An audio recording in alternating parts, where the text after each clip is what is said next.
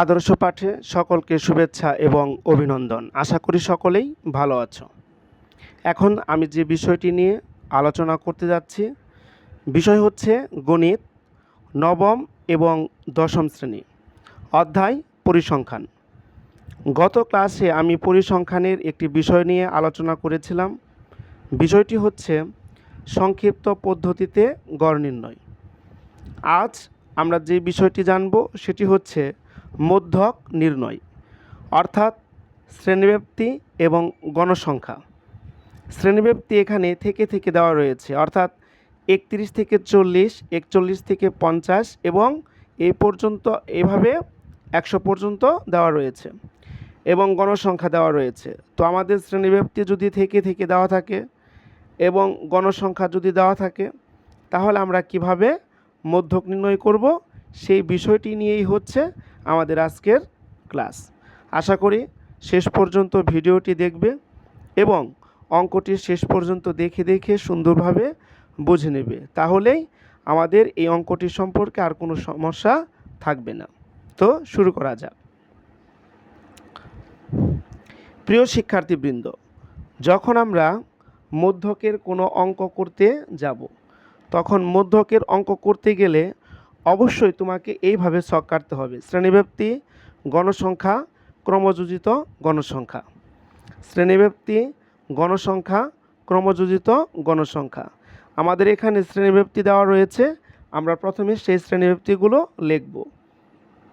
31 থেকে 40, 41 থেকে 50, 51 থেকে 60, 61 থেকে 70, 71 থেকে 80, 81 থেকে 90 এবং 91 থেকে 100।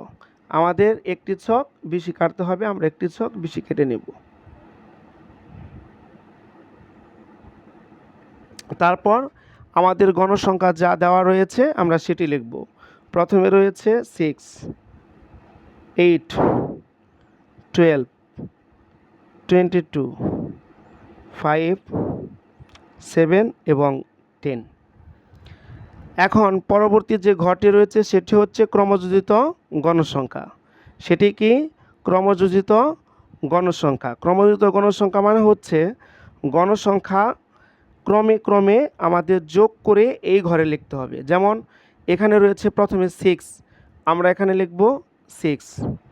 6-এর সাথে আমরা যোগ করব 8, 6-এর সাথে আমরা যোগ করব 8, যোগ করলে 14, 14-এর সাথে যোগ করব 12, তারপরে 26, 26-এর সাথে আমরা 22 যোগ করব, তাহলে যোগ করলে হবে 48, 48-এর সাথে আমরা যোগ করব 5, তাহলে হচ্ছে 53, 53-র সাথে আমরা যোগ করব 7, তাহলে হচ্ছে 60, আর 60-র সাথে যোগ করব হচ্ছে 10, হবে কত? 70। অর্থাৎ এই গণসংখ্যার যোগফলকে আমরা n দ্বারা প্রকাশ করব। যোগফল কত? 70, আমরা 70 লিখে দিব। তো আমি আবার বলছি, প্রিয় শিক্ষার্থীবৃন্দ, যদি আমরা মধ্যক নির্ণয় করতে যাই, অবশ্যই আমাদের ক্রমযোজিত গণসংখ্যা এটি কাটতেই হবে। আর মধ্যক নির্ণয়ের জন্য এই ছকটি আমাদের তৈরি করতে হবে। তারপর আমাদের কিছু লেখালেখি রয়েছে, আমরা সেটা লিখব। সেটা কিভাবে? এখন লিখব। এখানে n সমান 70, n/2 সমান, n এর মান হচ্ছে 70, নিচে হচ্ছে 2। আমরা এটা আর এটা ভাগ করব। 70/2 সমান 35, মানে 35তম পদের মান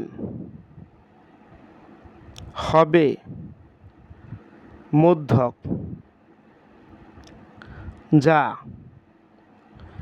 প্রিয় শিক্ষার্থীবৃন্দ, 70 এবং 2 ভাগ করার পর আমাদের ফল হয়েছিল 35। আমরা বলেছিলাম যে 35তম পদের মান হবে মধ্যক। তাহলে আমাদের এখন 35তম পদ খুঁজতে হবে। কোথায়? ক্রমযোজিত যে গণসংখ্যাটি রয়েছে, যেমন এখানে 6, অর্থাৎ আমরা যদি 1 থেকে 6 পর্যন্ত সংখ্যা লিখি তাহলে সেখানে 35 থাকে না। আবার 1 থেকে 14-র মধ্যেও 35 নেই, 1 থেকে 26-এর মধ্যেও 35 নেই, কিন্তু 1 থেকে 48-এর মধ্যে 35 রয়েছে। সুতরাং 35তম পদ হচ্ছে এটা। তাহলে 35তম পদ এটা, তাহলে এটার সই রয়েছে 61 থেকে 70। তাহলে আমরা লিখব যা 61 থেকে 70 শ্রেণীতে অবস্থিত। শ্রেণীতে অবস্থিত। এখন আমরা মধ্যকের সূত্র লিখে অঙ্কটি করার চেষ্টা করব। তো প্রিয় শিক্ষার্থীবৃন্দ, খুব সুন্দরভাবে মনোযোগ সহকারে এগুলো দেখার চেষ্টা করবে। সুতরাং মধ্যকের সূত্র লিখব আমরা। মধ্যকের সূত্র হচ্ছে L plus n/2 minus FC গুণন H/FM। দাগ দেব, এখানে লিখব, এখানে আমরা সূত্র লিখেছি L plus n/2 minus FC গুণন H/FM। এখানে L আমরা জানি 61 থেকে 70 শ্রেণীতে মধ্যক অবস্থিত।